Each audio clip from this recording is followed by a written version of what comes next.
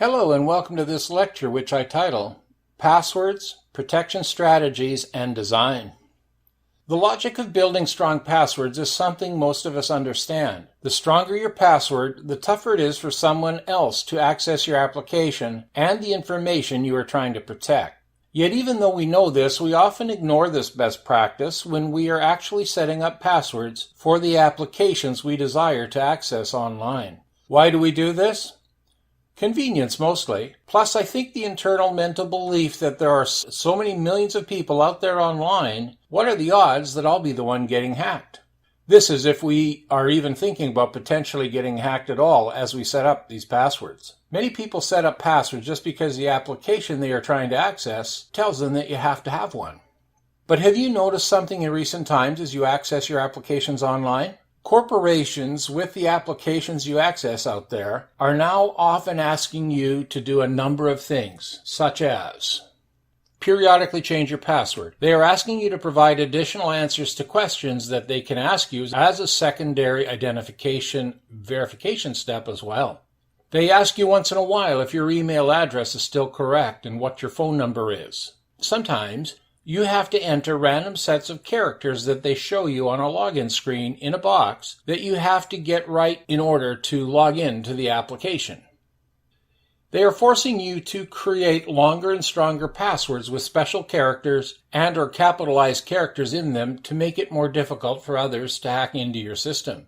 If you are trying to access your information from somewhere else than your own home, sometimes messages pop up asking you additional questions to help authenticate you. How do they know you're away from home? Because their internal systems, when you log in, also capture your IP address, which denotes your location, and they match this to what they have associated with your password for when you usually log in, so they know when you are away.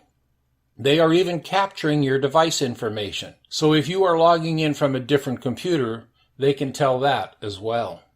Why are they doing this? They are trying to make their applications and your information within them as secure as possible. They are worried about getting hacked, and you should be too. A core reason for this is tied into the thought I expressed at the beginning of this lecture, that there are so many millions of people out there online, what are the odds that I'll be the one getting hacked? This is a mistaken belief of your own security, and I'll tell you why.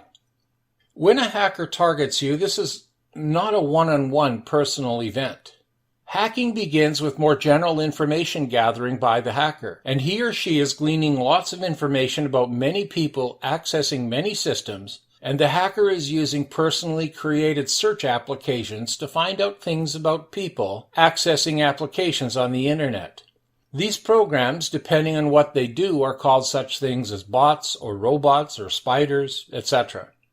At the same time that these programs are gathering information on the internet and then dumping the findings into databases controlled by the hacker is looking at applications he or she wants to penetrate, looking for weaker applications security-wise that have vulnerabilities that can be exploited.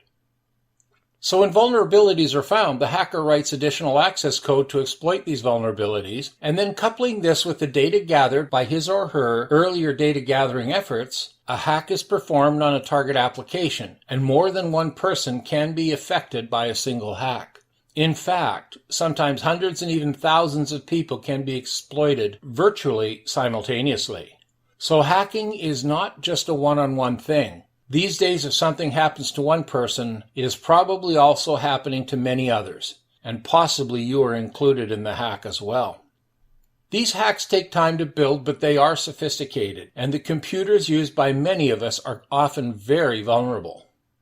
Following are some things you can do password-wise to help protect yourself and your data online.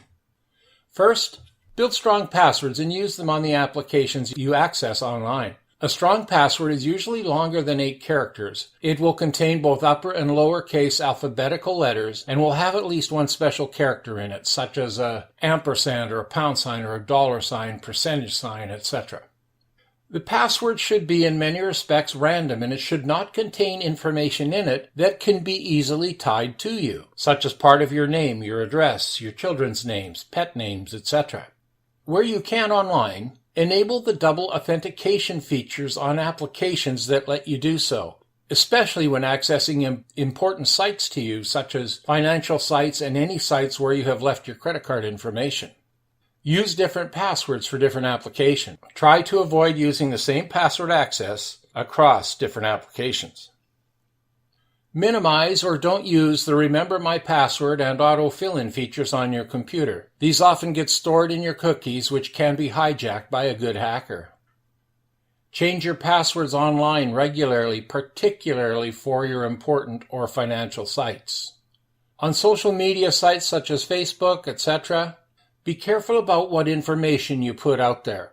Some hackers troll these sites looking for personal information that you might be using as part of your passwords elsewhere, such as children's names, etc.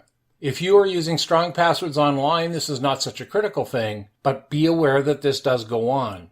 If you are still using passwords that contain within them words you are also using on your social media sites, these can be used to hack you.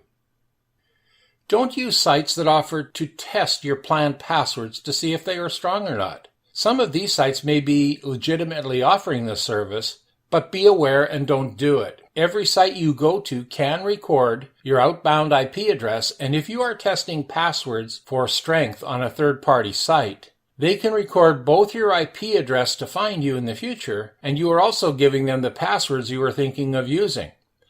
Not a good idea. In summary, I recommend that you take a look at all the sites you access online today and review the passwords you're using on them. Become strategic about this. Ask yourself questions at each of these sites like, is this a strong password? If not, how should I make it stronger? Can I set up a double authentication to this site? Am I using the same password on multiple sites?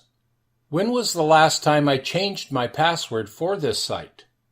Is there any personal information in this password that others could figure out and use against me? By going through this exercise, you will improve your online security. This is worth doing. That's all for this lecture. Bye for now.